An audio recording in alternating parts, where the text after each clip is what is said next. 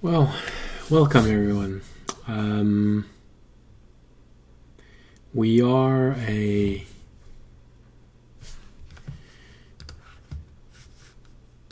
sorry for that echo. Well, at least now I know everything's working properly. We are a few hours after the stream. I've just recovered from the shock of learning that we have had a major technical difficulty. Sorry. Um, One of our group member was absent tonight, and because of that, I had to modify the overlay. What I didn't realize was that by modifying the overlay, I had also modified how the sound was being picked up, and because of that, only my microphone was on. We didn't get to hear what the other parties of the group had to say for the whole stream. So I am so sorry. I know I went on D&D Beyond and wrote that something would be available tomorrow, but yeah, that's just me. I felt really bad for letting you down like this. Should have made a test. This is probably one of the drawbacks from not having a crew watching you and being a small channel. Someone was watching the stream in our group, but to prevent the echo that you heard when I started, the audio was muted. So the only clue we had was the chat, and right now no one takes part in the chat during the live stream. So we weren't aware of the problem until I started to prepare the video for its YouTube upload, which is where I realized that the audio was muted for almost everyone except me, because since the audio comes directly from my microphone, mine wasn't muted. I know how to prevent this mistake from happening again, so fortunately and hopefully I won't have to come before you like this with apologies. And I will also make a small recap of, well, a detailed recap of last episode. Right now, if you have the patience, listen to me. So, the stream started with our party members at sea dividing the loot. Tobiyashi decided to take the potions inside of the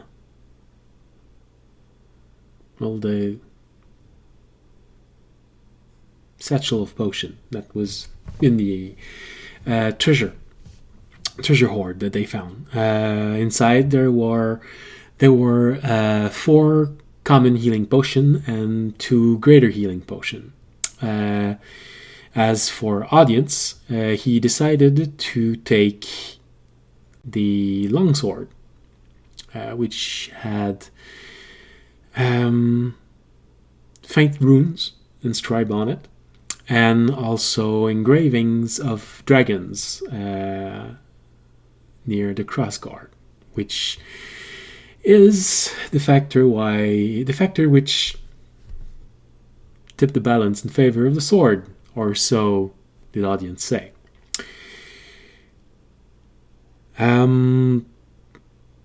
After that, Tobiyashi decided to talk to the captain about what he had discovered in the small diary from the killed captain.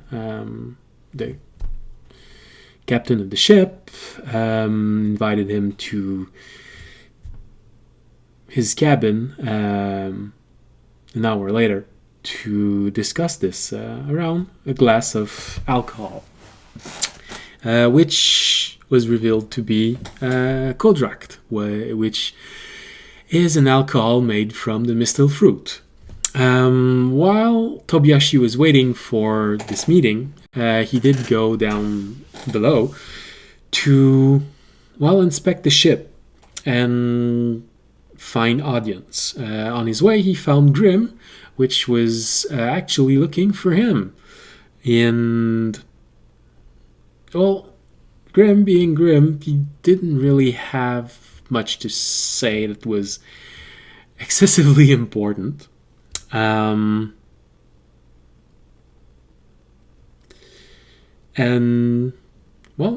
Tobiyashi simply helped him.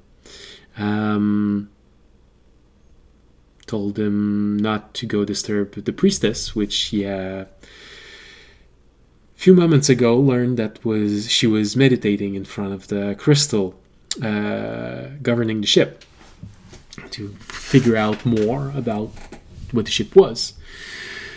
As for him and the audience, he didn't know where audience was, and Tobiyashi had just picked these quarters as his cabin, as his private quarters. So, Grim, satisfied, went on to do his own business. Shortly after, audience joined Tobiyashi as he was also looking around. And both of them talked about the strange runes around the ship and the pulse of energy.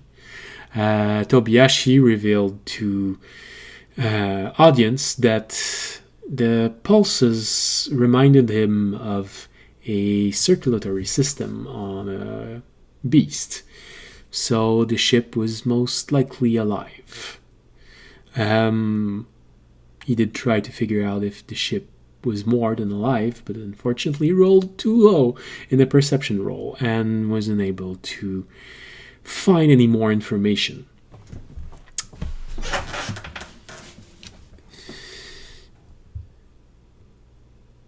After that, Tobiyashi left audience to his own business and left for the meeting with the captain. Audience looked around, took in the ship, and just sat down, fell asleep. Didn't even bother trying to find his own quarters. Was very pleased with the floor, exactly where he was standing. So Tobiyashi went to see the captain to talk about what he had discovered, and both of them shared a drink, talked about the captain, which Tobiyashi remembered from what he had read, that it was actually simply a teenager who found himself on that boat with friends. But over time, his friends died from pirating and illness, and they all came back as undead. But since that teenager was simply filling out his boyhood fantasies of being a pirate at sea, he didn't react to this, and slowly the ship twisted his mind, corrupted him, in becoming the pirate captain that he was when he encountered the group. The captain thanked Tobiyashi and told him he would share this information with the priestess. Tobiyashi did hand the journal to the captain so he could read it more carefully and probably pass on the knowledge to the priestess also. So after this, Tobiashi went back to his cabin and decided to sleep.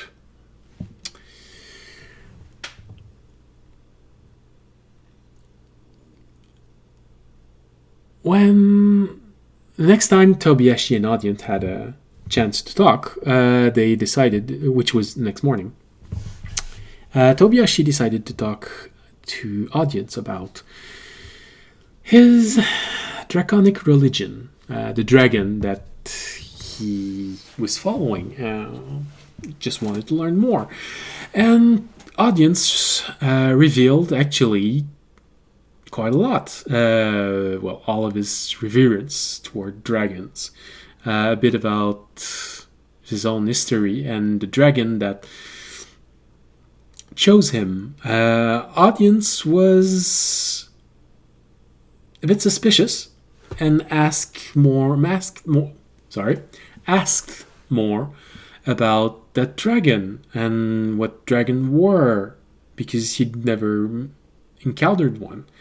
And Audience gave a short description of the different types of dragons, and did say that while many metallic and chromatic dragons were good and evil, some were exceptions, and his god was one of those exceptions, as he revealed his god, his draconic god, as being a green draconic god.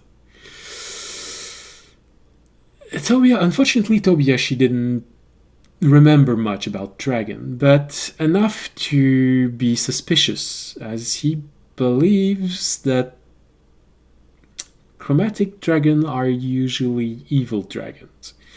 But he didn't mention anything. He just thanked Audience for the information, and they both went back to their business. On the other hand, the other part of the group, made from Valtteri and Trevor, kept on making their way inside the Vardo, talking a little bit, but mostly Valtteri found that she had motion sickness. Maybe it was just for this ride, or maybe it will prove to be something that will be a future problem. But for now, she had quite a case of motion sickness. Trevor decided to help her and share the herbs that he had bought to help with his seasickness.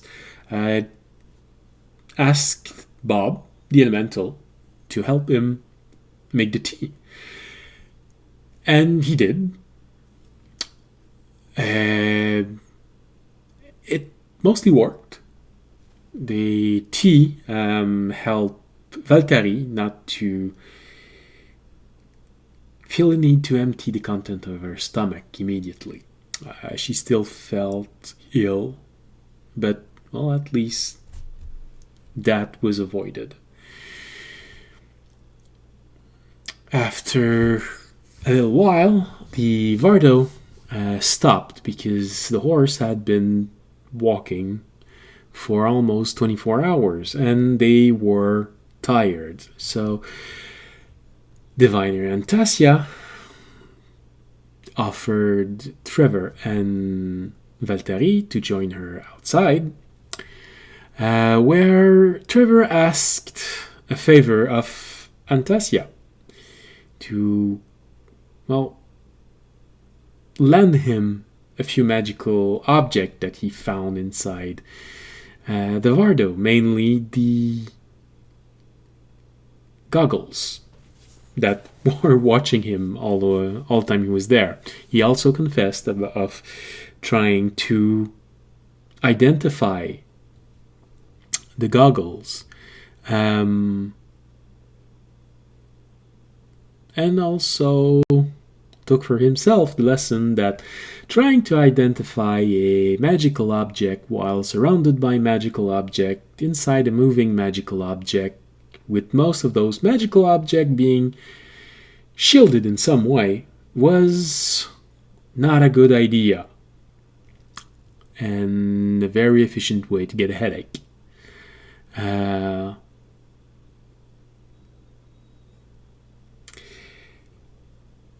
Antasia didn't want to part with her own magical equipment. However, she did ask Bob to make a small package so that he would have help for his quest.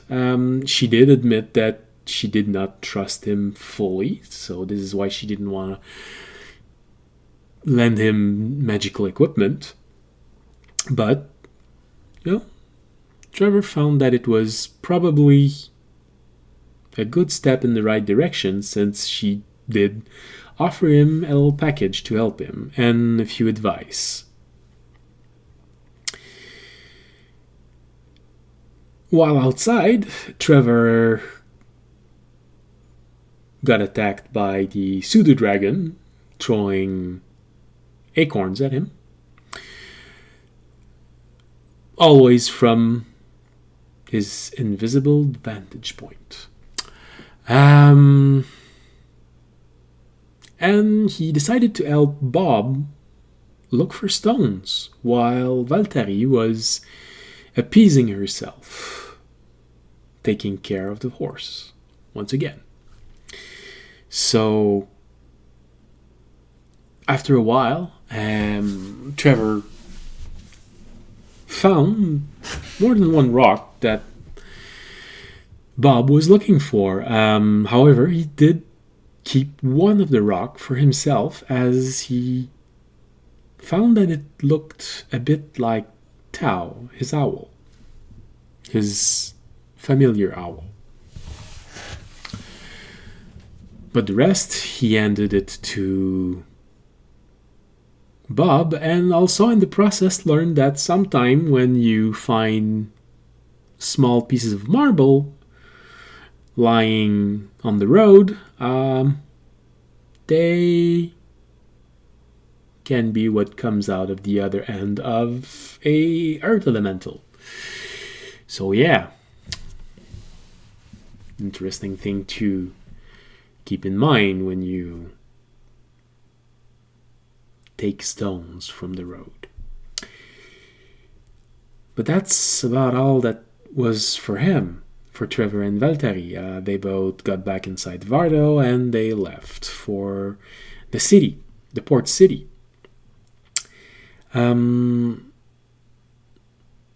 Back with Audience and Tobiyashi, both of them started to pack their things, prepared to leave the boat, as the boat had arrived during the night.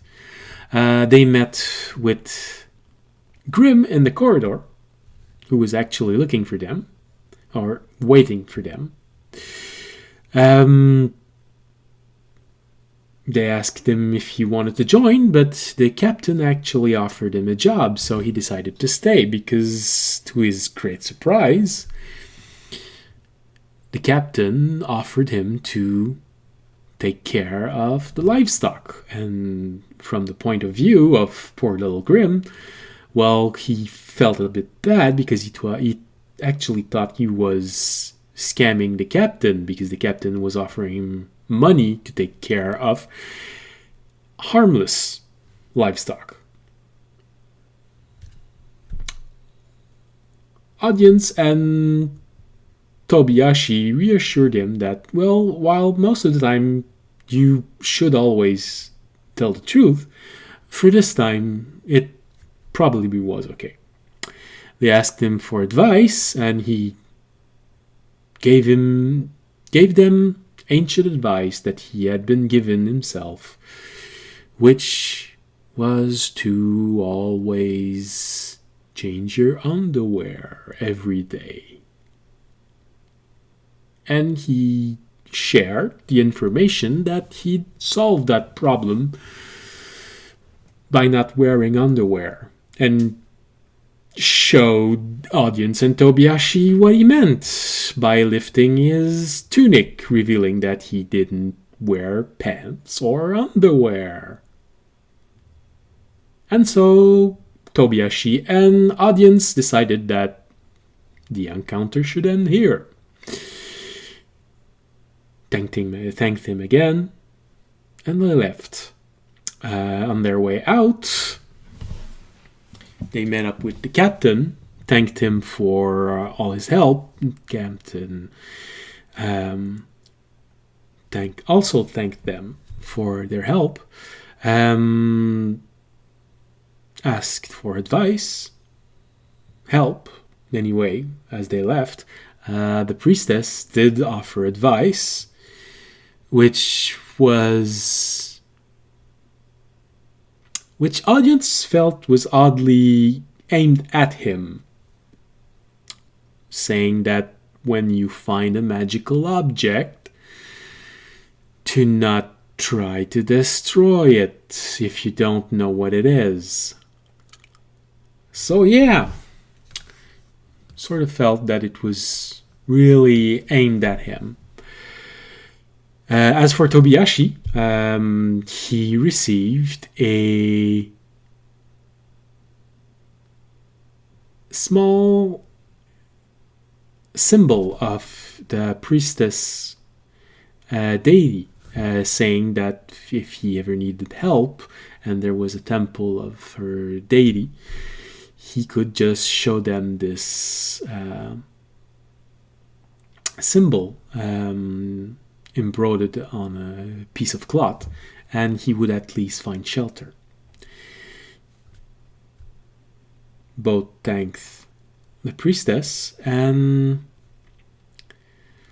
as they left, they also learned from the priestess that the boat was actually an old wound of the sea from the goddess that the priestess was serving. So there was also that, which made the priest of the boat, Cantal, the half-orc, very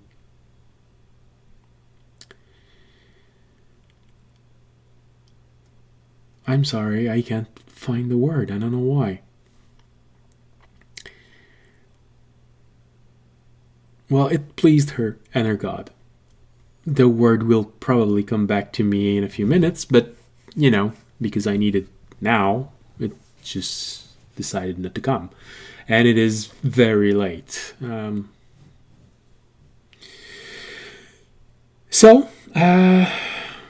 Tobiashi and audience left the boat and went into the city, where they got in a small, harmless argument. Well, no, before that, audience wanted to find a blacksmith to improve his armor, and also someone to identify the 2 potions he had found on the captain, which he conveniently forgot to tell the captain. The captain of the ship they took. So he found a blacksmith, and he found a shield of high enough quality to be enchanted. Unfortunately, the shield wasn't enchanted yet, but the quality was high enough so that he wouldn't need to buy a shield before doing this. He could just use it, which would lower the cost of an enchantment. As for the potion, after haggling with a halfling, decided that he would find another way of identifying it. One which didn't involve this halfling and the step brother of that halfling, which actually was running a magic shop. But, the halfling managed to dissuade audience from going to his stepbrother, and because he would charge him more because he was using spells. But him, audience found this little halfling to ask too much to identify the two potion the long way. So he went back into the city. But audience was ready to just leave, while Tobiyashi wanted to find Trevor and Valtteri, as he knew they were supposed to be teleporting to this city. After arguing,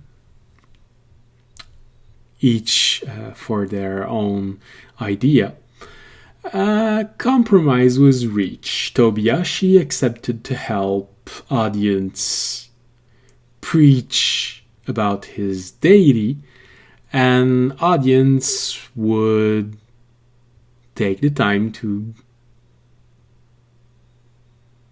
preach about his deity while watching to see if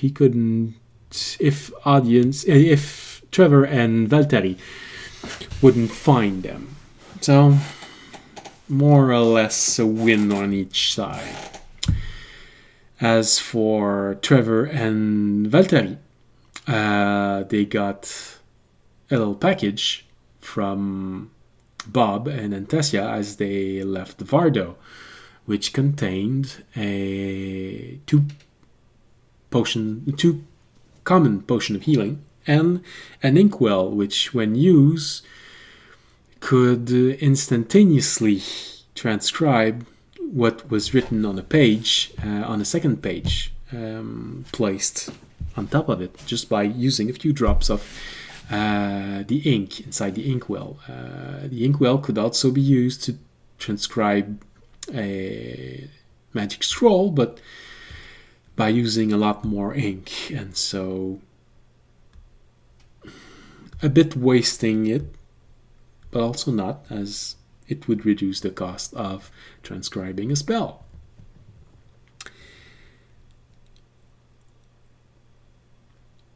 So, well, this is most of what happened. Valtteri did decide to try and go pet the horse one last time as she left, but she found herself staring at the walls of this huge city, something which she is not comfortable with. As for Trevor, he thanked Antasia and Bob and did his best to comfort Valtteri to enter the city and start looking for audience and Tobiyashi. Trevor asked Valtteri to look out for him while he was looking through Tao's eyes, and then he sent Tao looking for audience and Tobiyashi. And that's about it. I know it probably wasn't the most exciting thing to listen, coming from me and being tired. But yeah, I was just not feeling it because losing the audio of the stream was my fault. So I wanted to correct this. So now you are mostly caught up on everything that happened. You are missing a few details, but nothing important.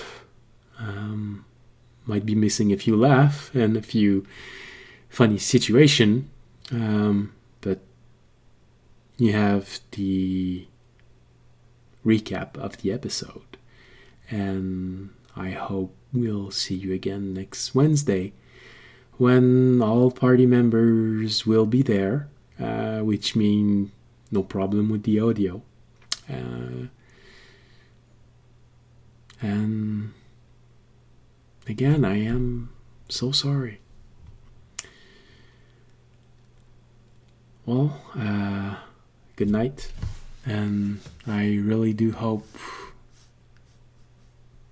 I'll see you again next week, next Wednesday. Happy Halloween. Goodbye.